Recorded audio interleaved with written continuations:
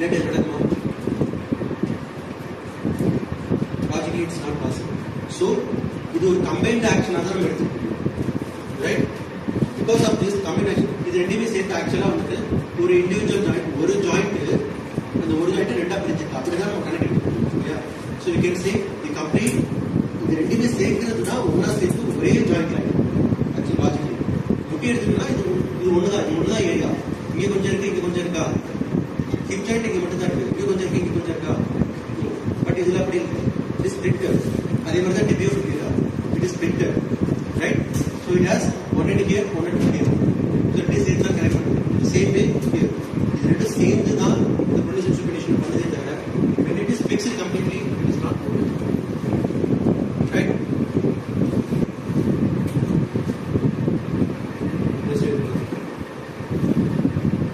Okay, let's just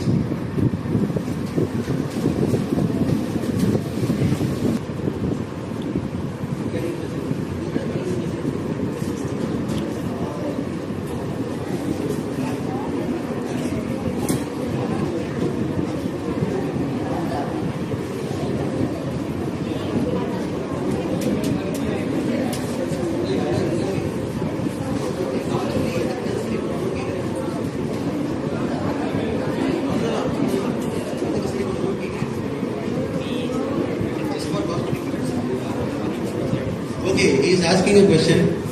When suppose the carrying angle is more, அப்படி யாராவது நம்ம பார்த்துருக்கீங்க? I have seen people. சில பேருக்கு வந்து கை இருக்கும், இது இருக்கும் அப்படின்னா ஃபோரம் இங்கே இந்த பக்கம் இருக்கு, அந்த அளவுக்கு சில பேருக்கு தெரியல.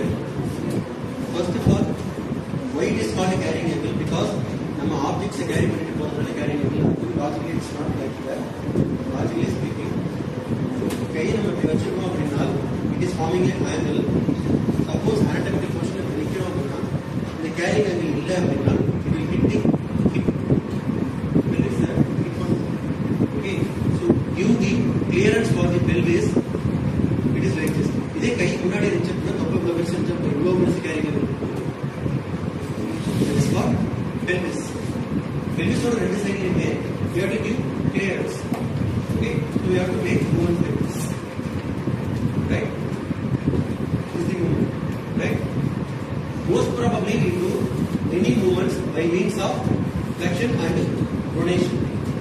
So anatomically like this, ஒரு விஷயத்தை நம்ம கேரி பண்ணிட்டு போறோம் அப்படின்னா வெயிட் நம்ம கேரி பண்ணிட்டு போறோம். Extension position, elbow extension plus forearm pronation. இந்த பொசிஷன் தான் பார்த்துருக்கீங்களா? இதுக்கு பின்னால் இன்னொரு லாஜிக் இருக்கு, மசில் ஆக்டிவிட்டி, அதை நம்ம அடுத்து பேசலாம். பட் இதுதான் ஒரு ஆப்ஜெக்டை கேரி பண்ணுறோம். யாராவது ஒரு ஆப்ஜெக்ட் கேரி பண்ணிட்டு போறாங்க, வெயிட் ரொம்ப நேரம் இப்படி சுப்பைன் பொசிஷன்ல வச்சுட்டு போக முடியும். ஒரு ப்ரொனேஷன்ல வச்சுட்டு தான் நம்ம போவோம். சுப்பைன்ல இப்படி கம்ப்ளீட்டா சுப்பைன் பொசிஷன்ல வச்சுட்டு போக முடியாது.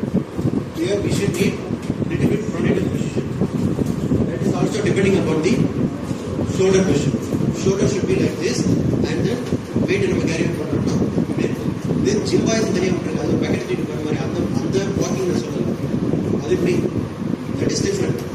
But generally when we carry our weight like this, our elbow will be in extended position and forearm will be in pronated position, right? This is how we can carry any object, right? This one is not only for carrying carrying weights. Of course, upper limb is more concerned with function, right? Functional. So it has to be like this, and mainly this is concerned with carrying any objects in multiple directions. One is in this direction, we can go for little pronation and carry weight. Another way, if we suppose carry any object like this, for example carrying a baby. If we carry any baby like this, we have to keep it like this and we have to cover it like this, right? If we should have a hole. So upper limb we are doing not only in single directional motion, multi-purpose directional motion, multi-purpose angle. Plus when you do any work in this position, flexion, adduction plus internal rotation plus pronation. இந்த position எதனா ஒரு விஷயத்தை நம்ம ஒரு object நம்ம பிடிச்சிட்டு it will more stable.